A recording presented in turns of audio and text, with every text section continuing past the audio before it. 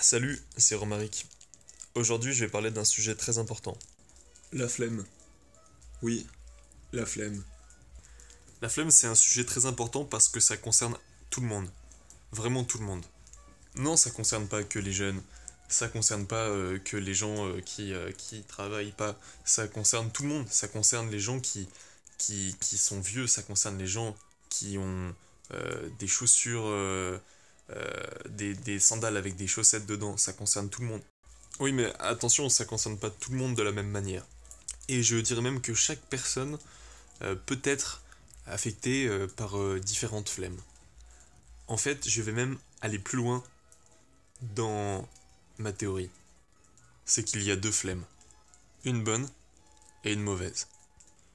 Je vais commencer par parler de la bonne et, euh, et ensuite de la mauvaise et essayer d'expliquer comment on peut éviter la mauvaise flemme. La bonne flemme, c'est celle qu'on choisit. C'est la flemme consciente, la flemme de repos. Déjà pour des raisons mentales, la bonne flemme, elle se pratique quand tous nos besoins primaux sont accomplis. Et au-delà de ça, elle se passe quand on n'a aucune responsabilité, quand on n'a rien à faire. Et c'est sans doute ça le plus difficile, et c'est ça qui empêche les personnes d'apprécier complètement le temps de flemme qui leur est imparti. Je pense que la bonne flemme, elle est comprise par très peu de personnes. Si tout le monde connaît la flemme, euh, je dirais qu'il y a deux visions principales. Il y a ceux qui la méprisent, qui ne la pratiquent pas et la méprisent, et il y a ceux qui la pratiquent de façon inconsciente. C'est les deux catégories qui m'intéressent. Bon, il y a ceux qui la méprisent et qui la pratiquent pas. Et il y a ceux qui la pratiquent. Donc ça fait encore une catégorie. Mais tout ça, c'est pas très important. Ceux qui la méprisent la voient comme une perte de temps. Ce qu'elle peut être, si elle est mauvaise, ce que j'expliquerai tout à l'heure, ce que ça veut dire mauvaise dans ma théorie. Ils la méprisent peut-être également parce qu'ils attachent à l'activité, à la volonté, à l'envie de faire des choses, euh, une plus grande valeur que la flemme, que le temps qui passe. Mais comment les blâmer quand chaque minute peut rapporter énormément d'argent et peut permettre de faire beaucoup de choses? Il y a les paradoxaux, ceux qui pratiquent la flemme mais la méprisent, et qui du coup se méprisent eux-mêmes. Si on généralise ce groupe de personnes qui méprisent la flemme, c'est avant tout lié à une mauvaise compréhension ou à l'ignorance d'une flemme positive, d'une flemme ressourçante. Il faut pas oublier que le travail, ça engendre de la fatigue. Et que la fatigue appelle le repos.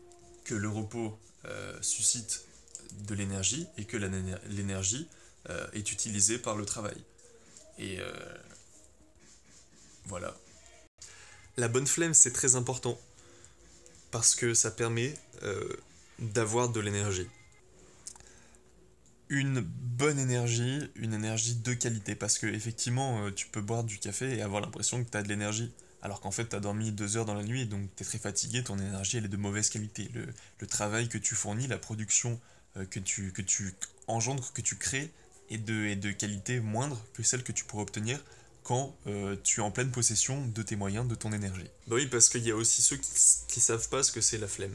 Il y a des gens peut-être qui ont été élevés dans des familles où il y a une valeur très importante pour le travail, qu'on n'a pas une seconde de libre, qu'il faut être le meilleur dans les domaines scolaires, professionnels, etc. Ce qui fait qu'on n'a pas le temps, on ne s'accorde pas le temps de la flemme. Bien sûr, le corps s'adapte et plus on le force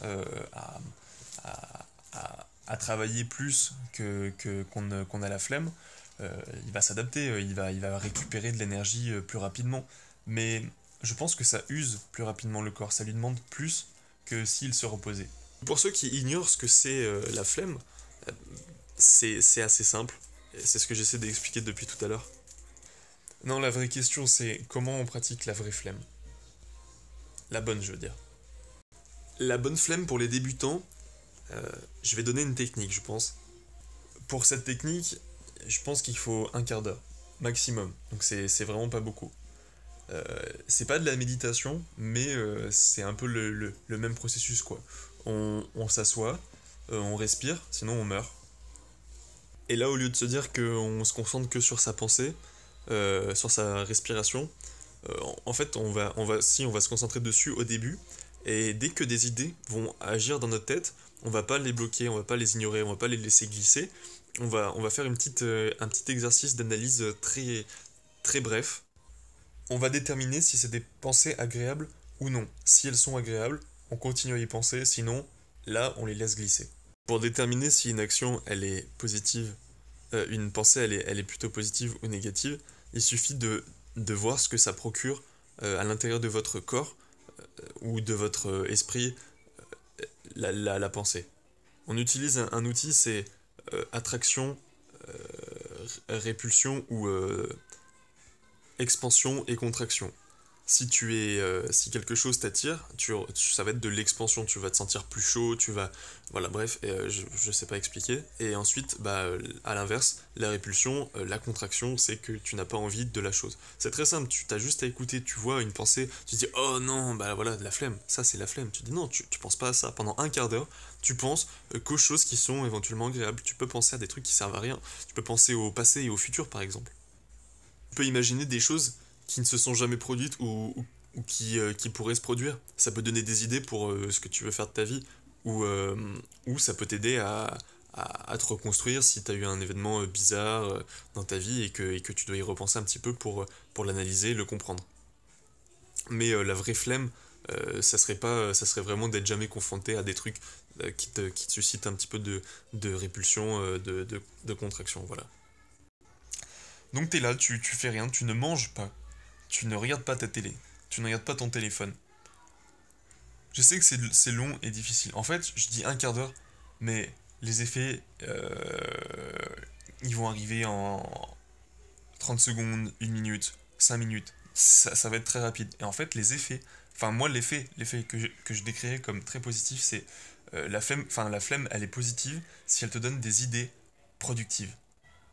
C'est un peu paradoxal, mais en même temps, ça s'explique. En fait, tu vas te poser, t'es posé, tu penses à rien de désagréable, genre tu penses pas du tout à ton travail ou à tes obligations, tes responsabilités, tu penses à rien.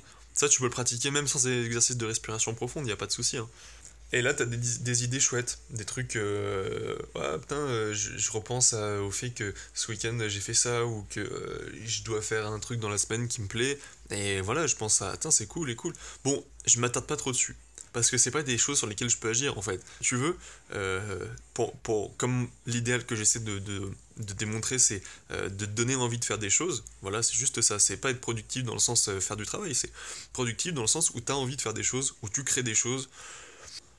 Les idées viennent, les négatives glissent, les positives, tu les gardes un moment, mais bon, si tu sens que tu peux pas aller plus loin, parce que bon, le passé, ok, tu peux spéculer un petit peu, mais c'est fait. Pour l'avenir, c'est pas encore fait et tu peux pas savoir ce qui va se passer entre temps. Voilà, donc là, t'arrives à un moment où t'as plus rien à penser. Et à ce moment-là, tu vas rentrer dans l'ennui. L'ennui, c'est quand tu sais pas. En fait, tu fais rien, t'as l'impression que c'est négatif. En fait, pas du tout. En fait, on t'a appris que l'ennui c'était négatif, on t'a appris qu'il fallait que tu sois tout le temps occupé. Genre par exemple, t'es un arrêt de tram, t'es sur ton portable, ou t'es dans un transport en commun, t'es sur ton portable, t'es avec tes amis, t'es sur ton portable pour pas paraître pas occupé. Tu vois, tout ça c'est... Bref, il faut lâcher un petit peu prise, et du coup là tu vas t'ennuyer. Je pense que ça arrive au bout de 4 5 minutes, si t'es quelqu'un qui a vraiment beaucoup de choses à penser. Et au bout de 30 minutes, 1 minute, si t'as l'habitude ou si t'as pas trop de choses en tête, bref. Ou que t'es prédisposé, hein. Je veux pas dire que t'as rien à faire dans ta vie si tu y arrives avant. Donc là, il va arriver les idées productives. T'es là, et tout d'un coup, tu te dis, ah, si je faisais ça. Et alors là, c'est là où il y a le piège de la fausse flemme.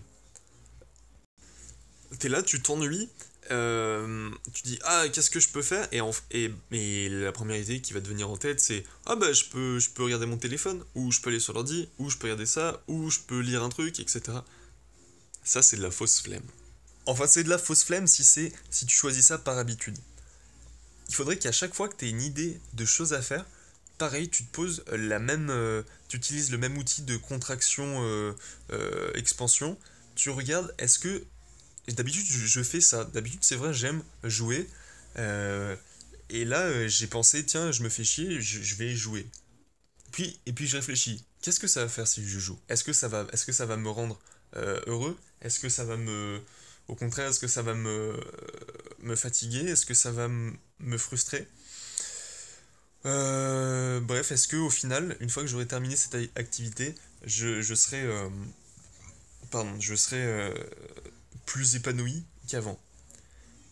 Je pense que pour chaque activité, même pas de flemme, pour chaque activité, on devrait avoir ce feedback. Mais quand c'est une activité de flemme, il faut que le feedback se concentre sur l'apport de repos, de contentement, ou même, au-delà de ça, simplement de l'énergie que ça te donne à faire des choses. Une très bonne flemme, c'est une flemme qui te donne envie, ensuite, d'agir. Et je dis ça, mais je tâtonne, hein. Moi, je peux passer, je sais pas, une journée à me dire, il faut que je fasse des choses, il faut que je fasse des choses. Alors qu'il suffirait que je prenne, ouais, peut-être un quart d'heure, une demi-heure pour faire le vide.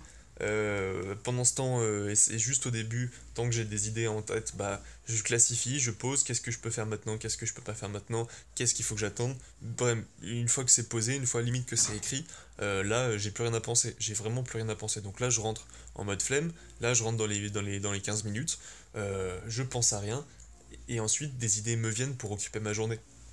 Mais le problème, c'est qu'il faut pas avoir de responsabilité, parce que si tu te poses cette question, imaginons que tu es au travail, tu te dis, ah, j'ai trop la flemme de travailler, et là tu fais tes 15 minutes de flemme positive, et pour te demander comment tu vas occuper ta journée, il y a de fortes chances pour que tu sois quand même obligé de travailler et de pas faire ce que tu veux faire. Donc là, il faut choisir, soit tu continues à travailler, soit tu vis ta vie de flemmard, actif, épanoui. Un flemmard épanoui, c'est beau. J'en connais pas des 100% épanouis.